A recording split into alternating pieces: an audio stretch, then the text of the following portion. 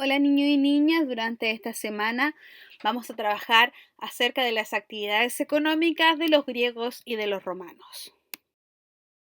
Antes de comenzar cuáles son las actividades económicas que desarrollan los griegos y romanos, es importante entender qué son las actividades económicas. Tenemos diferentes tipos de necesidades humanas y para satisfacer esas necesidades económicas hay acciones que se hacen para producir estos bienes y servicios que son necesarios para la sociedad. Esto se llaman actividades económicas. Existen diferentes tipos de actividades económicas. Existen las actividades primarias, que son las de extracción, como la agricultura y la ganadería.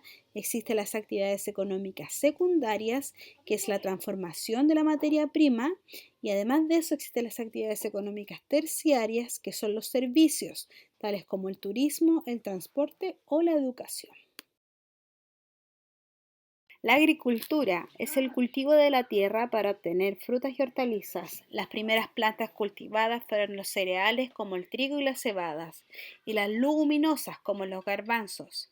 La agricultura nació cuando los hombres comenzaron a controlar el crecimiento de algunas plantas.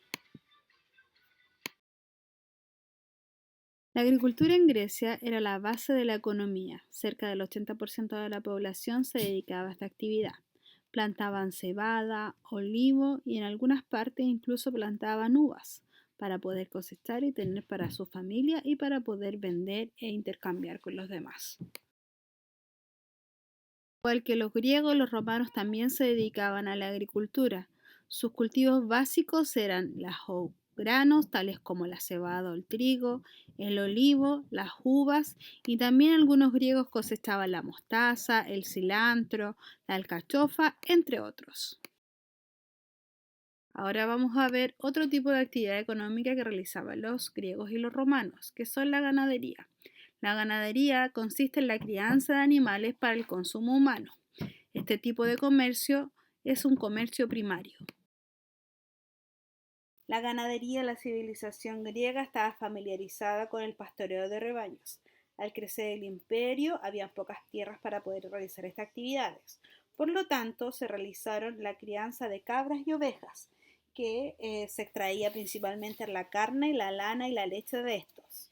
También en las casas se criaban pollo y gansos, y los bueyes eran pocas veces utilizados como animales de carga, ya que eran requeridos para hacer sacrificios. Los burros y las mulas se criaban como animales de carga.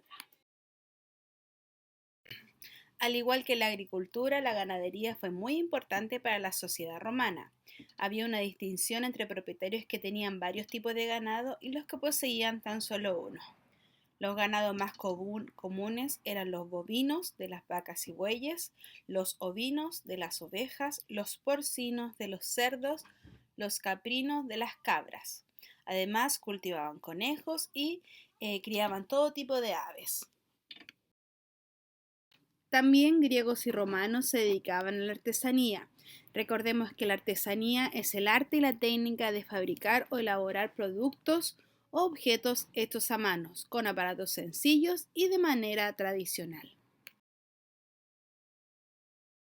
La artesanía en la antigua Grecia era una actividad económica importante, pero en gran medida desvalorizada. Involucraba todas las actividades de transformación manufacturera de materias primas. Ellos realizaban trabajos en cerámica, en arcilla, bordados, talleres de carpintería, además de eso de trabajo en cueros. En cambio, en la antigua Roma, pocos años después de su fundación, ya existían 8 universidades o gremios artesanales.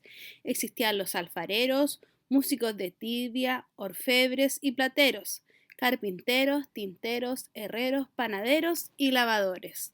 Estos grupos artesanales jugaban un papel muy importante en el mantenimiento del equilibrio social y político. Finalmente, el mar para los griegos y los romanos produjo una inmensa riqueza cultural. El mar Mediterráneo fue el espacio geográfico que permitió la expansión de estas dos civilizaciones. El mar Mediterráneo permitió también la expansión política, económica y cultural de las civilizaciones griegas y romanas en la antigüedad. La geografía de Grecia y el mar Egeo favoreció el desarrollo del poder marítimo de los griegos. Las altas montañas y la falta de comunicación terrestres hicieron que el tráfico por tierra fuera lento y difícil. Era más fácil usar las rutas marinas. La navegación se vio favorecida por las buenas condiciones de los puertos y la abundancia de madera para hacer barcos. El comercio marítimo fue muy importante para los griegos, ya que no tenían buenas tierras.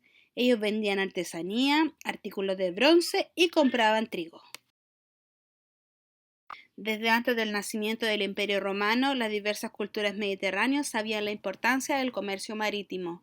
Es así que la civilización romana llegó a otorgarle el nombre de Mare Nostrum, que significa el mar es nuestro, al mar Mediterráneo. Ellos hacían este intercambio comercial para suministrar a sus diferentes capitales los recursos básicos para su desarrollo. Traían diferentes tipos de materiales de diferentes partes del mundo. Por ejemplo, traían el hierro, el cobre y el estambre desde Inglaterra y el oro y la plata desde España. Además traían la seda desde la lejana China, algodón y pimienta. Y además transportaban el aceite de oliva y el vino desde Grecia.